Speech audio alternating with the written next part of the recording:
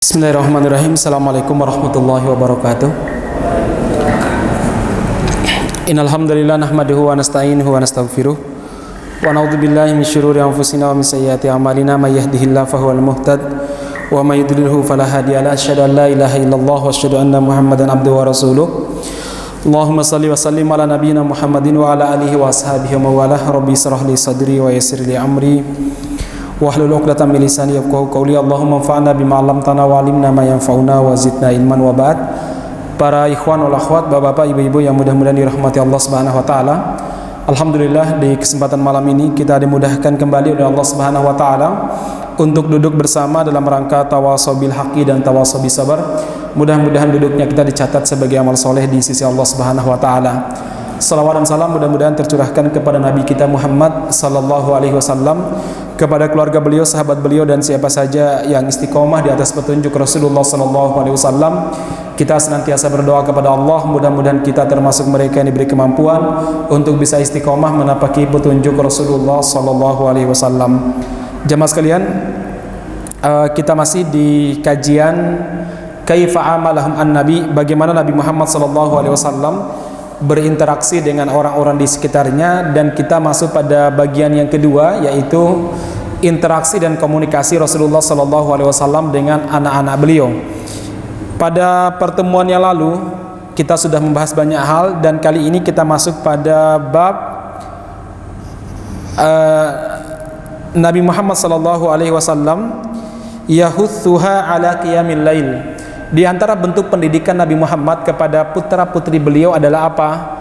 Menganjurkan mereka, menghasung mereka untuk melaksanakan sholat tahajud. Walaupun putra-putrinya sudah menikah, Nabi Muhammad SAW tetap mengawasi putra-putrinya dalam masalah sholat tahajud. Apalagi ketika tinggal bersama dengan Rasulullah SAW. Jadi diceritakan suatu kali Rasulullah Sallallahu Alaihi Wasallam mendatangi rumahnya Fatimah dan Ali tentunya di malam hari aja, jam 12 atau jam 1 gitu, atau mungkin lebih pagi, jam 2 atau jam setengah 3. Nabi Muhammad Sallallahu Alaihi Wasallam mengetuk pintu mereka. Mereka berdua terbangun. Kemudian Nabi Muhammad bertanya, "Ala tusollian? Tidakkah kalian berdua melaksanakan tahajud ataupun qiyamul lail?" Qala Ali, maka Ali menjawab, "Fakultu ya Rasulullah, innama anfusuna biyadillah, fa idza syaa'a an yab'atsana ba'atsana." Fansarafa Rasulullah sallallahu alaihi wasallam hina qulta dzalik wa lam yarji ilayya syai'an, thumma sami'tuhu wa huwa mudbirun yadribu fakhdahu wa yaqulu wa kana al-insanu aktsara syai'in jadala. Ketika Rasulullah SAW bertanya kepada Ali dan Fatimah, "Kenapa kalian enggak bangun? Apa kalian sedang sholat? Atau kenapa kalian enggak bangun tahajud?" Ali bin Abi Thalib menjawab dengan kalimat yang mungkin logis ya. Apa kata Ali? "Ya Rasulullah, jiwa kami, nyawa kami ini, jiwa kami ini yang mengendalikannya adalah Allah Subhanahu wa taala. Kalau Allah menghendaki kami untuk bangun, ya kami akan bangun. Mafhum mukhalafahnya, kalau Allah biarkan kami tidur, ya kami tidur." Jadi jawaban beliau ya disantai begitu jawaban Ali. Mendengar jawaban sang menantu, Rasulullah diam, kemudian beliau pergi meninggalkan rumahnya Fatimah dan Ali sambil mengatakan, membaca firman Allah dalam surat Al-Kahfi, "Wa kanal insanu aktsara syai'in jadala." Karakter manusia itu terlalu banyak mendebat.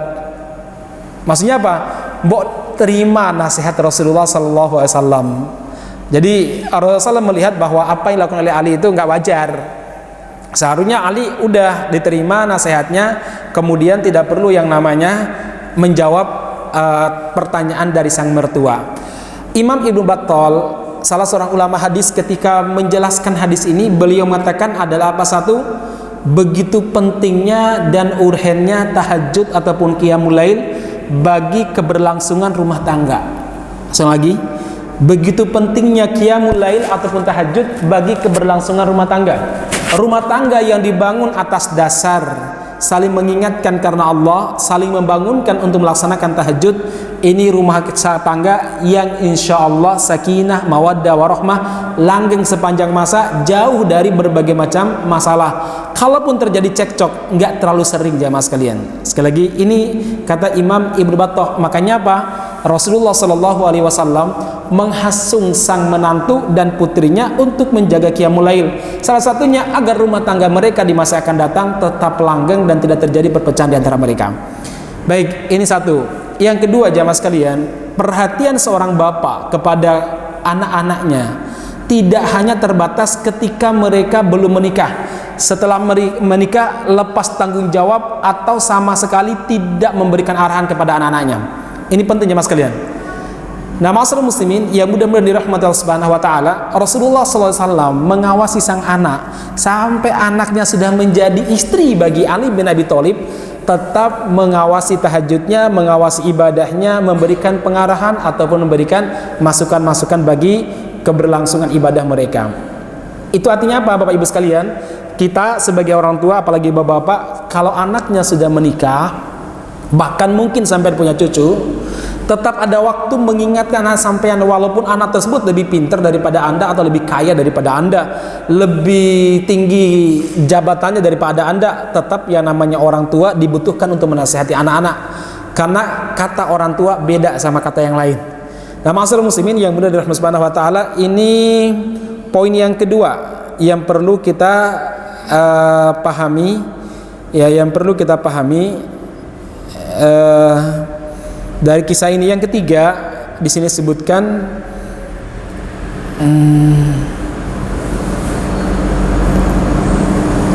tentang penyesalan, bukan penyesalan, apa istilahnya, kurang sepakatnya Nabi terhadap karakter Ali yang cepat sekali menjawab nasihat Rasulullah SAW. Kan Rasul nanya, "Ala tusollian, kenapa kalian nggak sholat?" Apa jawaban Ali tadi? "Ya Rasulullah, jiwa kami, ruh kami ini yang megang Allah. Kalau Allah menghendaki akan membangunkan kami, kalau tidak kami tetap tidur ya Rasulullah." Ini yang membuat Nabi Muhammad SAW diam dan beliau tidak memaksa. Kenapa tidak memaksa?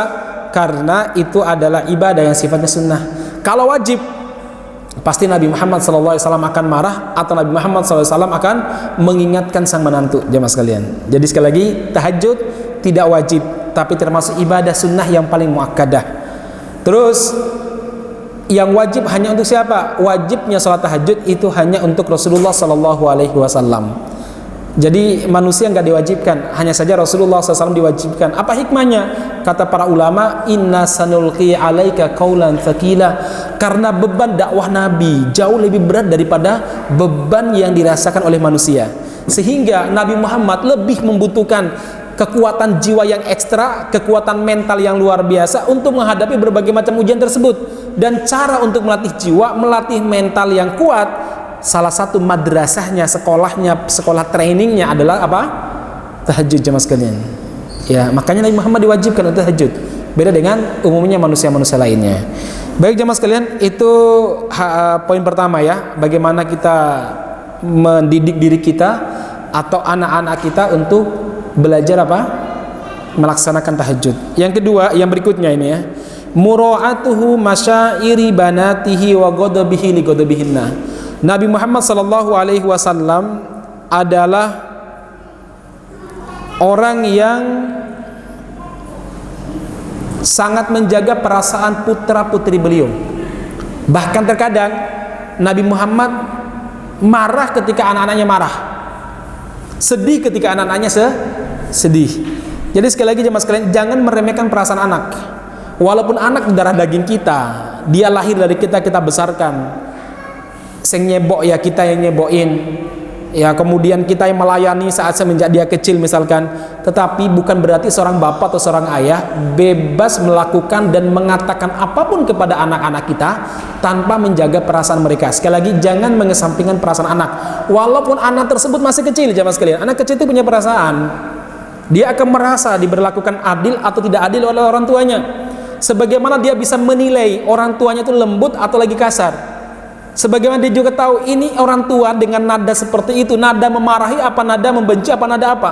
Anak-anaknya juga punya perasaan. Maka kewajiban kita sebagai orang tua tetap menjaga perasaan mereka. Ya, membangun dialog yang baik dengan mereka, ya salah satunya menjaga perasaan mereka. Ketika mereka sedih, jangan kemudian kita seakan-akan nggak simpati. Simpatilah ketika mereka merasakan sedih. Dia nanya masalahnya seperti apa, mencoba mencarikan masalah. Itu yang menyebabkan anak-anak kita percaya sama kita. Kalau sudah terbangun jalinan komunikasi seperti itu, nanti insya Allah saya yakin anak kita walaupun sudah besar punya masalah apa, dia pasti curhat pertamanya kepada kita. Tapi kalau kita sudah nggak memperhatikan rasanya, selalu meremehkan perasaan mereka, nanti kalau mereka punya masalah, mohon maaf kalau mereka curhat sama teman sekelasnya, dia curhat sama kakak kelasnya, dia curhat mungkin sama teman sepergaulannya, yang mungkin solusi yang diberikan oleh teman-temannya itu jelas salah. Maka jamaah sekalian, Rasulullah itu senantiasa membangun kedekatan dengan sang anak, menjaga emosi mereka dan menjaga perasaan mereka. Ini disebutkan banyak cerita di sini. Salah satu jamaah sekalian, ketika Fatimah radhiyallahu anhu sedih, Nabi Muhammad duduk bersamanya dan menanyakan apa sebab kesedihannya. Ya, enggak kemudian Allah Fatimah jangan cengeng, ya. Enggak. Tanya apa? Karena mereka butuh untuk curhat, mereka butuh solusi jamaah sekalian. Salah satu juga jamaah sekalian, ketika Ali bin Abi Thalib radhiyallahu anhu ingin melamar putrinya Abu Jahal. Siapa namanya? Saya agak lupa namanya siapa ya. Pokoknya ada putrinya Abu Lahab. Mohon maaf, bukan Abu Jahal ya. Putrinya Abu Jahal ingin dilamar oleh Ali sebagai istri keduanya. Kan sah-sah saja kan? Poligami ataupun ta'adud. Namun ma'asyiral muslimin, hal itu sangat berat bagi Fatimah. Akhirnya Fatimah melapor kepada Rasulullah SAW dan Rasul pun mengatakan, demi Allah tidak akan berkumpul putri seorang nabi dengan putrinya musuh Allah dalam satu ikatan perkawinan. Akhirnya Ali mengurungkan niat untuk melamar dan menikahi putrinya Abu Jahal jamaah sekalian, walaupun dia muslimah. Salah satunya kata para ulama, satu, memang tidak wajar kenapa Nabi Muhammad adalah seorang nabi sementara Abu Jahal musuh kebuyutannya. Ya, nanti ada faktor psikologis, bukan tidak boleh, ada faktor psikologis baik bagi Nabi ataupun bagi Fatimah. Nah, ma'asyiral muslimin yang mudah-mudahan rahmat subhanahu wa ta'ala, ini salah satu contoh yang diberikan oleh Rasulullah SAW tentang bagaimana menjaga perasaan putri-putri beliau. Baik, yang ketiga, kalau tadi yang pertama menjaga sholat malam, yang kedua menjaga perasaan dalam berkomunikasi. Yang kadang kita ini nggak menjaga. Kalau yang pertama mungkin kita masih peduli, tapi hal-hal yang sebenarnya penting tapi kita anggap remeh, ini efeknya juga besar. Tadi ya, mereka punya perasaan, mereka punya kesedihan, mereka punya masalah, sementara orang tua cuek saja, nggak pernah memanfaatkan waktu untuk duduk bersama dengan sang anak, ngobrol tentang permasalahan mereka. Kalau kita yang sudah ngaji-ngaji ini sosok meremehkan ya, ngobrol dengan anak. Jamaah sekalian, ngobrol dengan mereka, mencari tahu masalah yang mereka hadapi dan mencoba memberikan solusi apa yang mereka alami, itu juga ibadah. Itu juga ibadah. Seharusnya keseringan kita ngobrol dengan mereka harus seimbang dengan ngobrolnya kita dengan orang-orang di luar keluarga kita. Kan seringkali bapak-bapak, sebagian bapak-bapak atau sebagian ibu ya, lebih nyaman atau lebih lama ngobrol di warung daripada ngobrol sama anaknya. Kadang anaknya mungkin ketemunya pas mau berangkat sekolah atau pas mereka mau tidur. Selebihnya nggak ada ruang komunikasi dengan mereka. Akhirnya apa yang terjadi tadi? Anak merasa kurang perhatian, tidak begitu percaya kepada orang tuanya, atau melihat orang tuanya sebagai orang yang tidak peduli dengan urusan hidup dia. Akhirnya apa? Akhirnya anak akan mencari solusi lain. Baik, dan yang ketiga jemaah sekalian, wa kana min hadihi ma'abanatihi sallallahu alaihi wasallam al-hirsu ala idkhalis sururi alaihinna. Poin yang ketiga adalah apa jemaah sekalian? Rasulullah SAW mencontohkan saat berkomunikasi dan membangun interaksi dengan anak-anak beliau sangat termotivasi dan sangat semangat untuk membahagiakan anak-anak beliau. Jadi sekali lagi, membahagiakan anak itu mungkin bagi manusia pada umumnya sebuah kewajaran, tapi bagi kita bukan sekedar sebuah kewajaran, tapi itu bagian daripada mengikuti sunnah Rasulullah SAW, membahagiakan anak. Nah, jemaah sekalian yang mudah-mudahan dirahmati Allah Subhanahu wa taala, banyak cerita terkait masalah itu yang dicontohkan dalam kehidupan Nabi Muhammad SAW. Misalkan di sini Aisyah radhiyallahu anha cerita, qalat aqbalat Fatimatu tamshi ka'anna masyatuha masyun Nabi sallallahu alaihi wasallam. Faqala an-nabi sallallahu alaihi wasallam marhaban bi ibnati thumma ajlasah an yaminihi aw an shimalihi thumma asarra ilaihi hadithan fabakat faqultu laha lima tabkina thumma asarrat ilaiha hadithan fadhahikat faqultu ma raaitu kal yaumi farahan aqra min huznin fasaltu amma qala. Ceritanya begini, kata Aisyah radhiyallahu anha, suatu waktu Fatimah berjalan menemui sang bapak, yaitu Rasulullah SAW. Jalannya sama dengan jalan sang bapak. Jadi Fatimah itu memang secara etika dan akhlak mirip-mirip dengan Nabi Muhammad SAW, termasuk cara berjalannya, cara duduknya mirip dengan duduknya Rasulullah SAW. Begitu melihat Fatimah radhiyallahu anha berjalan sangat semangat menemuinya, Rasul pun bangun menyambut sang anak, digandeng tangan putrinya, lalu didudukkan di samping kiri atau di samping kanan. Aisyah agak lupa apa samping kiri atau samping kanan. Kemudian mereka berdua tertawa, yang membuat sang putri tertawa. Maksudnya kedua mereka berbicara yang membuat sang putri tertawa. Kemudian Rasulullah SAW membisiki Fatimah dengan satu bisikan. Tiba-tiba Fatimah sedih, hampir menangis. Namun Rasulullah membisiki untuk kedua kalinya. Tiba-tiba Fatimah tertawa. Akhirnya Aisyah mengatakan, saya baru melihat hari ini begitu dekatnya antara kesedihan sama kebahagiaan dia.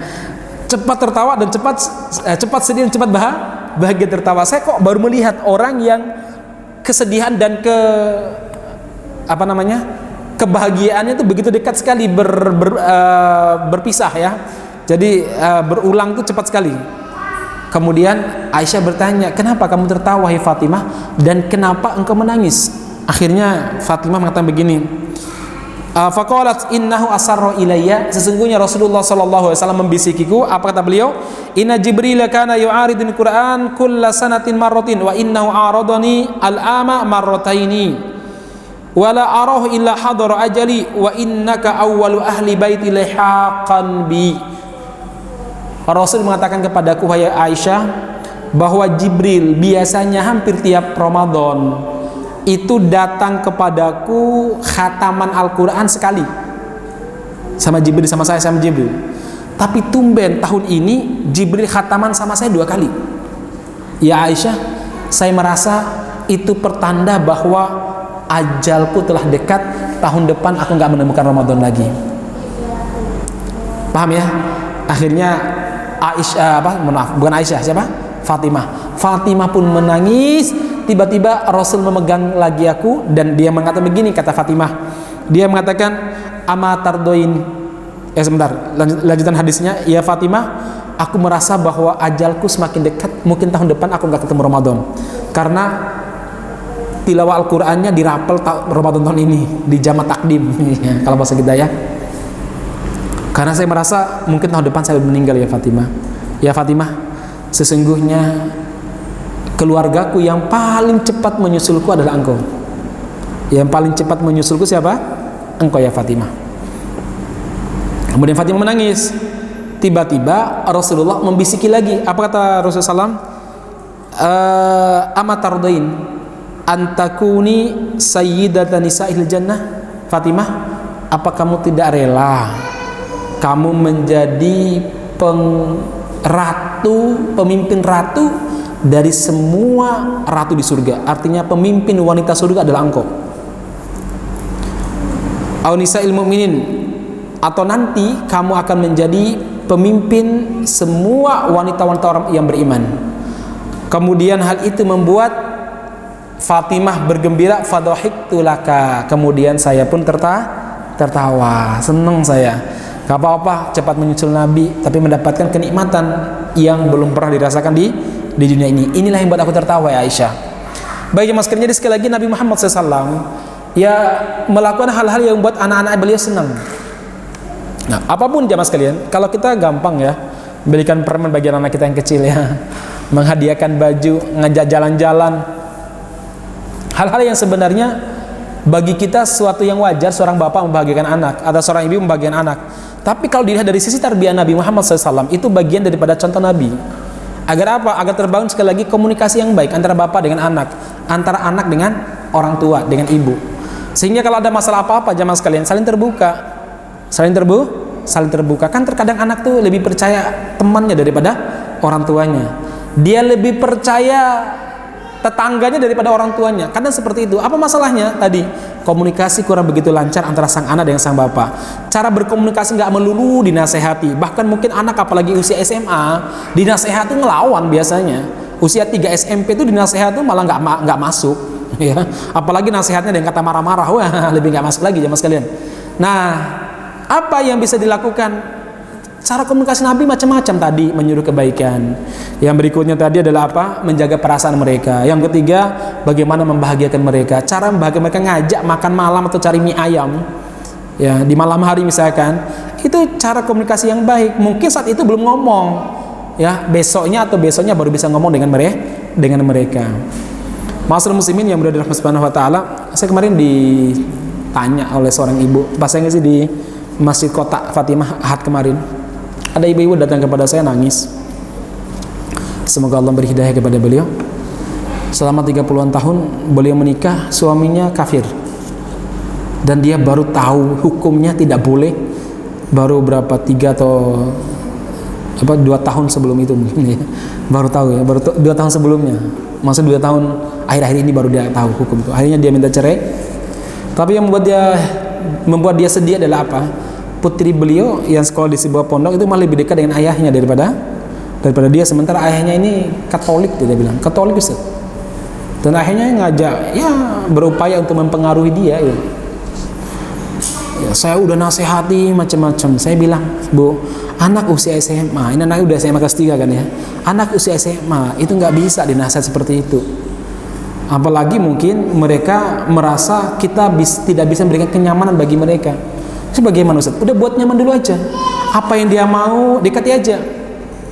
Ustaz, dia maunya HP terus tuh, ya udah. Setidaknya ibu punya pengetahuan tentang masalah HP. Apa itu? Apakah HP terkait masalah apa ya?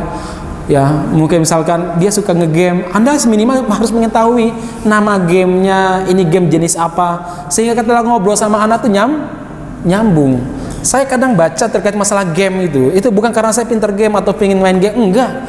Karena saya lihat kadang di HP saya itu anak itu nyetel, ini game apa sih, cari di internet dulu ya, baik apa tidak baik, oh ini lakonnya tentang apa ceritanya dunia. Nah, sehingga apa bisa ngobrol, pulang sekolah naik motor aja ngobrol, gimana Among Us-nya enggak gitu ya, langsung cerita bi gini nih, ya udah tanya aja gitu ya. Lah tadi di sekolah gimana? Jangan-jangan mikir Among Us daripada mikir pelajaran. Iya sih bi gitu ya. Ya udah kalau begitu nggak usah main dulu ya, abi uninstall dulu gitu ya. Jadi ya mas kalian, mengetahui hal-hal yang mereka sukai itu bagian daripada cara membuat kita mampu berkomunikasi dengan mereka. Ini tentu teman-teman di psikologi nih Mas Irzan lebih paham masalah ini ya Mas ya. Baik ya mas kalian, tapi sekali lagi ini Nabi mencontohkan ya mas kalian, telah mencontohkan dalam kehidupannya bagaimana membangun rasa nyaman dengan anak-anak. Ternyata bukan sekedar membangun rasa nyaman dengan keluarga atau membangun rasa nyaman dengan pelanggan kita, dengan pasien kita, tidak, tapi harus membangun rasa nyaman dengan anak-anak kita juga jemaah sekalian, biar mereka nggak lari dari rumah. Seringkali saya mendapatkan problem anak-anak SMA terutama ya, kalau kuliah kan memang sudah wajar kayaknya ya, itu nggak pernah betah di rumahnya. Kenapa? Karena nggak pernah menemukan kedamaian di rumahnya, nggak ada yang diajak komunikasi.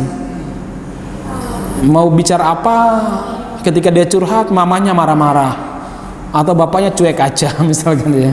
Akhirnya apa, bagi mereka udah cari aja di tempat lain, merasa direndahkan atau merasa di nomor 2 kan oleh orang tua. Itu berat jamaah sekalian.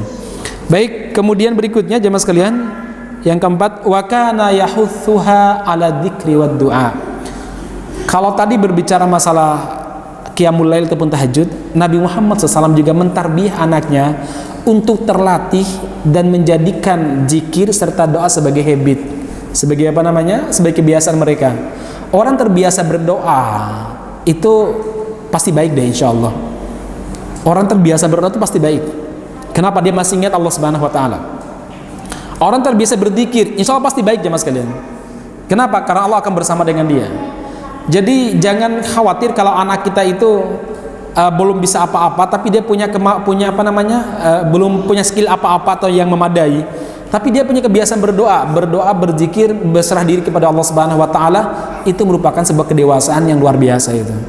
ya berdoa kepada Allah Subhanahu wa taala. Orang kalau merasa dekat dengan Allah dan menggantungkan harapan kepada Allah Subhanahu wa taala, kalau diingatkan karena Allah atau diingatkan tentang kebesaran-kebesaran Allah Subhanahu wa taala, lebih mudah diarahkan daripada mereka yang enggak pernah berdoa sama sekali kepada Allah Subhanahu wa taala. Ajarkan mereka berdoa, ajarkan mereka untuk berzikir.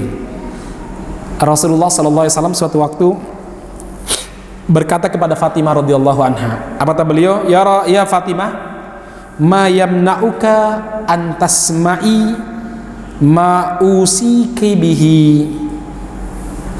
Ya Fatimah, ma yamna'uki an tasma'i ma usiki bihi an taquli idza asbahta wa idza amsayta.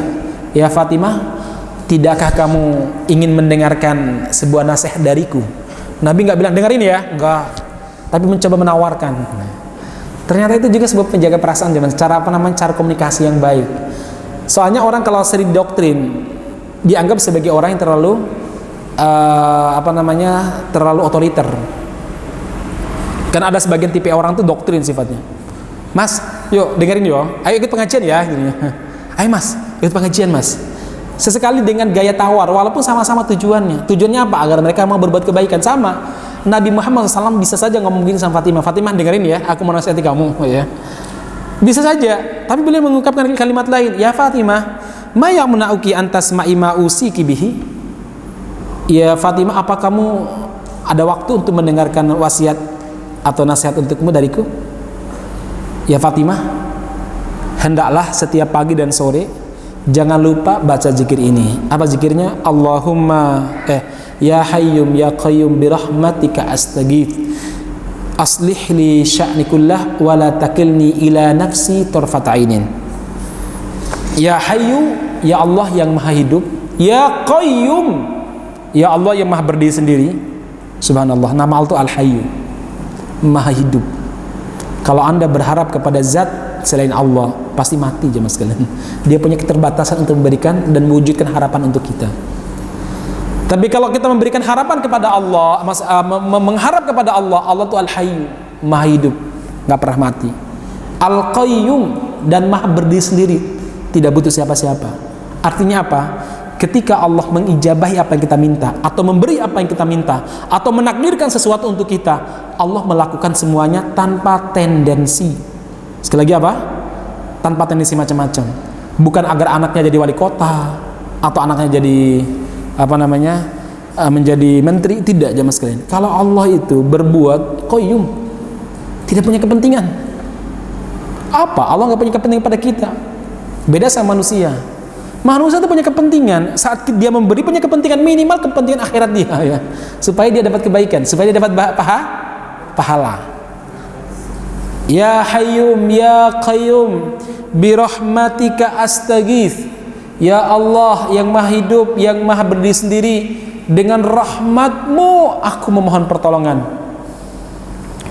Aslih li sya'ni kullah, perbaiki semua urusan saya, urusan keuangan, urusan kesehatan, urusan keluarga, urusan dakwah, urusan ibadah. Perbaiki ya Allah. Masya Allah. Aslih li sya'ni kullah, melibatkan Allah untuk memperbaiki pribadi kita itu jauh lebih penting daripada melibatkan dokter jiwa ataupun psikiater untuk memperbaiki perilaku ataupun kehidupan kita jemaah sekalian. Kalau kita untuk memperbaiki kehidupan kita ataupun kondisi kita, kita butuh banyak, butuh seorang butuh orang kaya yang memberikan modal misalkan, butuh teman yang peduli dengan kita, butuh keluarga yang begini-begini, butuh dokter untuk menjaga kesehatan kita, butuh psikiater, macam-macam jemaah sekalian. Tapi kalau kita kembalikan kepada Allah, kita hanya butuh satu. Butuh siapa? Butuh Allah Subhanahu wa taala. Aslih li sya'ni kullah, ya Allah perbaiki semua urusan saya. Wala takilni ila nafsi. Di hadisnya ada tambahan la ilaha illa anta. Di sini enggak ada. Riwayat lain ada tambahan la ilaha illa anta. Kalau ini langsung wala takilni ila nafsi tarfata ainin. Ya Allah, jangan biarkan saya untuk mengurus urusan saya sendirian walaupun sekejap mata. Artinya libatkan dirimu ya Allah. Jangan biarkan saya sendiri menghadapi musuh saya, mencari solusi dari problem keuangan yang saya miliki, ataupun problem keluarga yang saya hadapi, atau problem bermasyarakat yang saya hadapi. Ya Allah, libatkan dirimu ya Allah. Ya Hayyum ya Qayyum bi rahmatika astaghits aslih li sya'ni kullah wa la takilni ila nafsi tarfata ainin. Masya Allah jemaah sekalian, kalau Allah sudah memperbaiki itu siapa yang berhasil, siapa yang bisa merusak? Sebaliknya kalau Allah Subhanahu wa taala yang merusak, siapa yang bisa memperbaiki? Siapa yang bisa memperbaiki? Baik, cara Nabi mengajarkan doa kepada anak-anaknya jemaah sekalian seperti itu. Kadang beliau sebagaimana kemarin ya, beliau langsung mengajarkan zikir, kadang beliau langsung mengajarkan, menawarkan supaya mereka menghafal beberapa doa dari beliau. Ini diantara metode Nabi Muhammad SAW dalam berkomunikasi dengan orang-orang di sekitarnya. Biasa ini ya, kita jadi kebayang ya, Nabi Muhammad itu betul-betul the great, apa namanya, the great prophet ya, atau mungkin bukan lagi great ya, manusia yang betul-betul most and most ya, luar biasa kemampuannya, akhlaknya, etikanya. Kenapa demikian? Beliau langsung dibimbing oleh Allah Subhanahu wa taala. Kurikulum yang dipakai oleh Nabi itu langsung kurikulum langit, tidak jiplak kurikulum lain jemaah sekalian. Nggak jiplak kurikulumnya orang-orang luar dan dicoba dipraktekkan di negara kita misalnya, nggak jemaah sekalian. Orang-orang luar nggak punya agama, sistem pembelajaran mereka mau dicoba di Indonesia ya susah. Kenapa? Basic mereka adalah basic freedom, kebebasan. Basic mereka adalah basic hak asasi manusia. Tidak ada dosa ya. Susah sekali namanya dosa, akhirat, aturan agama bebas. Makanya kalau misalkan pendidikan Norwegia katanya pendidikan yang paling bagus, mungkin nilai-nilainya diterapkan di negeri kita, itu akan ada sedikit perbenturan. Belum tentu bisa ya mas kalian. Orang-orang sana bagaimana memperbaiki hubungan dengan sesama manusia. Jadi selama orang-orang di sekitarnya itu nyaman dengan dia, maka dia akan melakukannya. Sementara adalah kita sebagai seorang muslim, poin pertama itu hubungan kita dengan siapa? Dengan Allah Subhanahu wa taala. Kita punya keyakinan kalau hubungan kita dengan Allah itu baik, Allah akan memperbaiki hubungan kita dengan sesama manusia jemaah sekalian. Nah, ma'asyiral muslimin, ini diantara Nabi Muhammad SAW mengajarkan berbagai macam tata cara berkomunikasi dengan keluarga kita ya. Kemudian selanjutnya jemaah sekalian, Nabi Muhammad SAW ini lebih khusus lagi ya. Wa kana yasiluha bil habat wal a'tayat. Nabi Muhammad SAW membangun komunikasi dengan anak mantu beliau atau dengan anak-anak beliau. Salah satunya dengan cara apa? Berbagi. Dan atoyat sama al-habats itu artinya hibats, itu artinya berbagi, memberi hadiah, memberi hadiah kepada anak, memberi hadiah kepada menantu. Nabi Muhammad SAW, Ali bin Abi Thalib pernah cerita bahwa beliau ini pernah satu waktu saya lagi duduk, kemudian Nabi Muhammad SAW menselimuti saya dengan kain lebar yang terbuat dari harir, campuran sutra dengan kain, lembut sekali, bagus sekali, diselimuti saya. Akhirnya Ali merasa nyaman dipakai terus. Begitu Ali keluar dari rumah pakai itu, apa kata Ali? Kata Rasulullah SAW, ya Ali, inni lam uksikaha litalbisaha ij'alha khamron baina al-fawatim. Ya Ali, saya ngasih itu bukan untuk kamu bawa begitu, tapi itu wahai Ali, jadikanlah khimar itu apa? Jilbab dalam, jilbab kecil namanya khimar. Kan biasanya jilbab seorang wanita tuh idealnya dua, khimar bagian dalam sama jilbab lebarnya. Jadi kalau jilbab lebarnya tertarik, khimarnya masih ada. Idealnya begitu, ideal loh ya. Kita berbicara ideal. Sekarang pakai jilbab saja sudah alhamdulillah lah. Baik jemaah sekalian, akhirnya Rasul mengatakan, ij'alha khimaran bainal fawatim, itu buat gunting dan jahit biar menjadi khimar bagi fawatim, Fatimah. Maksudnya apa Fatimah? Nah, bersama dengan Ali ada 3 Fatimah. Satu, Fatimah binti Muhammad merupakan istrinya. Yang kedua, Fatimah binti Asad, bapak ibunya Ali bin Abi Thalib, karena ikut bersama dengan Ali, jadi tinggal bersama dengan Ali. Kemudian yang ketiga, wa Fatimah binti Hamzah bin Abdul Muttalib, Fatimah binti Hamzah, yaitu putrinya Hamzah bin Abdul Muttalib, paman Nabi Muhammad SAW yang telah wafat pada perang Uhud. Akhirnya Ali pun memotong-motong itu, kemudian jahit dan menjadi khimar bagi 3 Fatimah tadi, jemaah sekalian. Baik jemaah sekalian yang mudah-mudahan Subhanahu wa taala, sebenarnya banyak sih hadis-hadis itu. Misalkan Rasulullah pernah bersabda, tahabu, berbagilah hadiah maka kalian akan saling mencintai, akan tumbuh rasa cinta antara satu dengan yang lainnya. Tahabu, kata Rasulullah SAW, berbagi hadiah, ya, itu penting masalah muslimin, asalkan sesuai dengan syariat. Berbagi hadiah jangan sampai berbagi hadiahnya wajib, ya. Kan ada kan kadang di sekolah itu kudu bawa hadiah, kemudian diwajibkan berbagi. Kalau begitu caranya itu bisa goror ketidakpastian. Ini akadnya hadiah atau akadnya barter. Nggak jelas itu. Ya kalau ingin berbagi itu ya udah, setiap hari ada 2 anak yang mungkin bawa snack atau bawa apa, dikasih pada teman-temannya. Besok giliran siapa lagi, atau mungkin gak usah dipergilirkan, siapa yang mau berbagi silakan. Nah, ma'asyiral muslimin yang mudah-mudahan Subhanahu wa taala, jadi sekali lagi Nabi Muhammad SAW sangat-sangat menganjurkan kita untuk berbagi dan saling memberi. Karena itu sekali lagi jemaah sekalian, itu akan membuat hubungan kita satu dengan yang lain itu indah. Apalagi kepada anak dan istri kita, berbagi. Ma'asyiral muslimin, kepada tetangga kita diperintah untuk berbagi, apalagi kepada siapa? Anak istri kita, mereka yang selama 24 jam bersama dengan kita. Dan ketika kita sakit atau ketika kita diuji, mereka yang paling pertama mendapatkan yang harus sabar, mereka yang paling pertama dan paling bertanggung jawab atas kita, ya mereka ini jemaah sekalian, bukan orang lain. Maka tetap kepedulian kita kepada keluarga tidak boleh diabaikan dan terabaikan sama sekali. Nah, ma'asyiral muslimin, ini poin yang keberapa? Yang kelima ya. Yang kelima di kesempatan kali ini. Yang berikutnya jemaah sekalian, wa kana yuwasi banatihi wa yusabbirhunna indal musibah. Nabi Muhammad SAW terbiasa dalam berkomunikasi dan berinteraksi dengan anak-anaknya apa?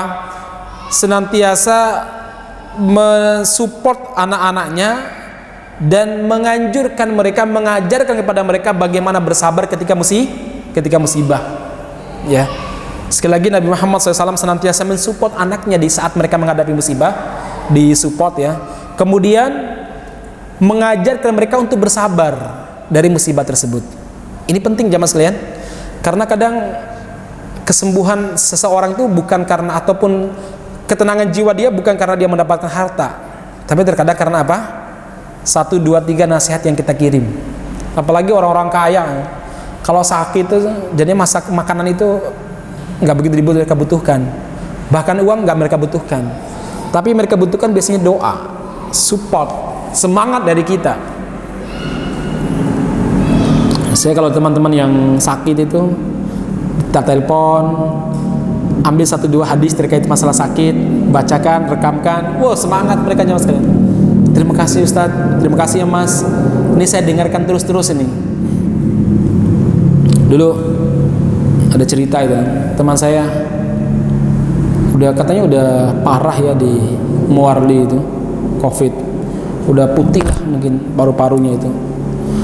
Istrinya karena istrinya pejabat di Muarli juga, spesialis juga. Dia bilang sama saya, Ustaz, suami saya udah hampir nyerah, tolong dong ditelepon, disupport. Akhirnya bismillah dok, saya coba telepon, bicarakan orang kayak gitu, bicara paling berapa sih? Setengah menit udah capek banget rasanya, udah sengsara banget. Iya Pak Bambang ya, bicara setengah menit, saya lihat, udah capek. Iya Pak, lain waktu lagi. Pagi telepon, sore saya WA, besok lagi saya kirim apa, kadang rekaman suara. Kemudian istrinya bilang, Ustaz, alhamdulillah membaik, dan sudah keluar sih, tapi masih pakai oksigen. Dia bilang, istrinya cerita itu nih, katanya Ustaz, suami saya itu hampir tiap saat lemah, sepi, nggak ada orang, dan dengarkan rekaman yang kita kirim.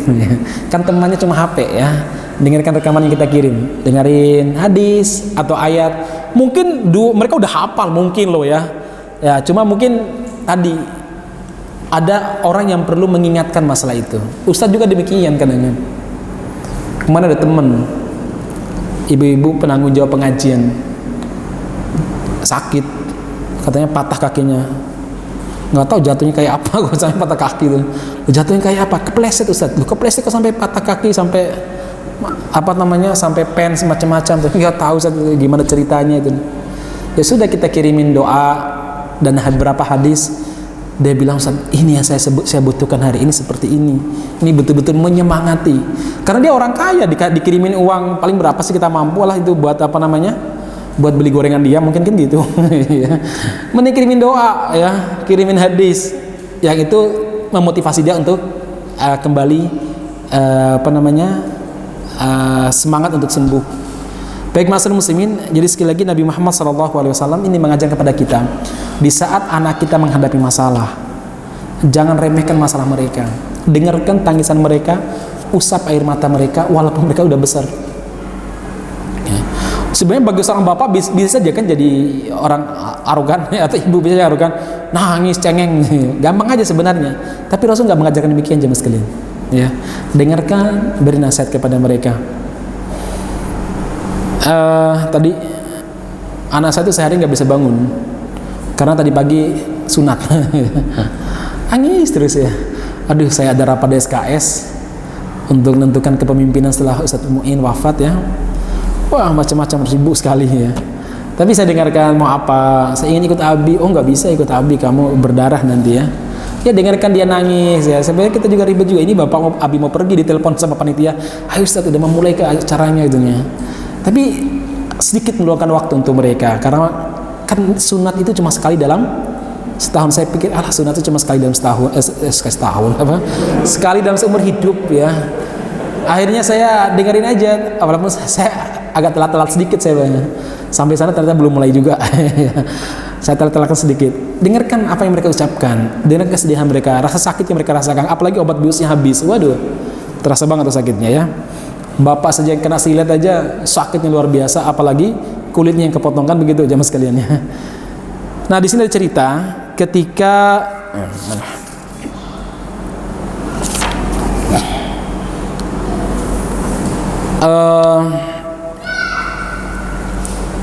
ketika Rasulullah SAW diberi kabar bahwa salah seorang putra beliau itu wafat. Disebutkan putra beliau namanya Ibrahim. Ibrahim itu putra dari Maria Al-Qibtiyah, mantan budak beliau. Cuma ada para ulama berbeda pendapat apakah Maria itu statusnya sampai Nabi Muhammad wafat budak atau sudah dimerdekakan oleh Nabi. Ada perbedaan pendapat di kalangan para ahli sejarah. Kemudian jamaah sekalian, Rasulullah SAW saat itu lagi ada rapat atau apalah, belum sempat langsung ke rumahnya. Lalu beliau menyampaikan kepada istrinya untuk bersabar dan mengucapkan begini, innallaha akhadha, innalillahi ma akhadha walahu ma ata. Sesungguhnya milik Allah yang Allah ambil itu milik Allah, walahu ma'ata, dan yang Allah berikan kepada kita sekarang juga milik Allah, termasuk kesehatan itu milik Allah, ketampanan bapak-bapak juga milik Allah, kecantikan ibu-ibu juga milik Allah, bukan milik sampean. Kemudian apalagi jemaah sekalian, fisik yang sempurna, yang bagus, yang kuat, itu juga milik Allah Subhanahu wa taala, kita hanya pinjam sebenarnya. Terus wa kullun indahu bi ajalin musamma, dan segala sesuatu di sisi Allah itu punya ajal, punya batas waktu, ajalnya masing-masing. Fal tasbir wal tahtasib, hendaklah sampaikan kepada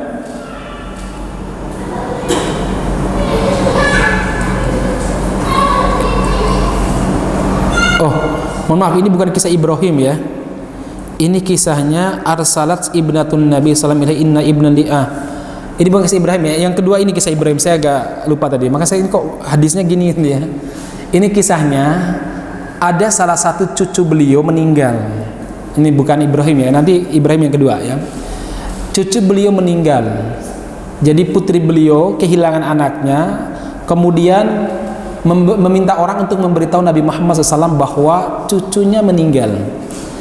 Kemudian Nabi Muhammad SAW saat itu karena belum bisa langsung berangkat ke tempat TKP, beliau mengatakan, tolong sampaikan salam kepada putri saya, nanti saya akan nyusul, dan sampaikan kalimat ini kepada dia. Apa itu? Innalillahi ma akhadha wa lahu ma a'ta wa kullu syai'in wa kullun indahu bi ajalin musamma wal tasbir wal tahtasib.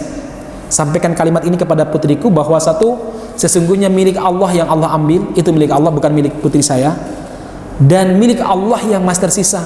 Kalau masih punya cucu-cucu yang lain itu milik Allah Subhanahu wa taala. Kemudian segala sesuatu di sisi Allah termasuk kita itu punya ajalnya. Ajal yang telah ditentukan oleh Allah Subhanahu wa taala. Fal tasbir, hendaklah putriku sampaikan agar dia bersabar, wal tahtasib, dan sampaikan kepada dia agar mengharapkan pahala dari musibah yang menimpa dia ini. Jadi jemaah sekalian, seorang bapak memberikan pengarahan kepada anak bagaimana bersikap di saat menghadapi musibah yang luar biasa. Apalagi seorang ibu kehilangan anak, mungkin beda perasaan dengan seorang bapak yang kehilangan anak. Jemaah sekalian, Nabi Muhammad SAW berikan semacam bela sungkawa dengan kata-kata yang luar biasa. Beliau enggak kemudian mengatakan udah itu memang sudah takdir. Ya. Enggak, ya memang sudah takdir, namanya mati udah takdir. Tapi beliau mengungkapkan dengan kata-kata yang lain yang lebih bisa membuat hati semangat, kata-kata yang maknanya lebih bisa mengademkan hati daripada kalimat ya namanya manusia ya mati juga kan ya. Sama enggak? Sama sih mati. Tapi cara pengungkapannya beda. Apa kata beliau? Lillahi ma akhadha, yang Allah ambil milik Allah, dan yang Allah Subhanahu wa taala berikan kepada kita yang masih tersisa juga milik Allah. Dan setiap makhluk di sisi Allah ada ajal yang telah ditentukan. Hendaklah kau bersabar dan hendaklah kau mengharapkan pahala dari ujian yang menimpa kamu. Teman-teman, kalimatnya rada panjang, tapi ada nilai yang berbeda dengan ungkapan ya sabar, toh juga kita akan mati. Kan kita tuh kadang memberi nasihat kepada orang tuh tanpa pakai perasaan. Sepenting apa namanya? Sepenting muni. Yang penting bunyi. Kita tuh kadang nasihati orang tuh ya sabar, masa namanya manusia begitu nih ya. Iya sih, tapi cobalah pilih kata-kata yang menjaga perasaannya, yang motivasi dia, yang kemudian apa? Membuat dia bisa bersabar dan bisa menghadapi ujian tersebut, bukan membuat dia semakin menyesal. Nih kalimat Nabi ini sama intinya, namanya manusia itu mati, itu aja sih. Tapi cara penyampainya itu disampaikan dengan kata-kata yang motivasi. Karena kata Rasulullah SAW, wa inna minal bayan la sihrun, sebagian kata-kata, sebagian penjelasan itu bisa menyihir orang. Orang sakit, ketika diceritakan bahwa dia tidak sakit, dia bisa sembuh. Orang sehat, ketika semua 10 atau 15 orang ngomong kalau dia sakit, ya dia juga sakit, minimal sakit hati kan. Jamaah sekalian, iya kan begitu, karena terpengaruh dengan kata-kata. Ma'asyiral muslimin dari Subhanahu wa taala, orang tuh bisa mati juga karena kata-kata.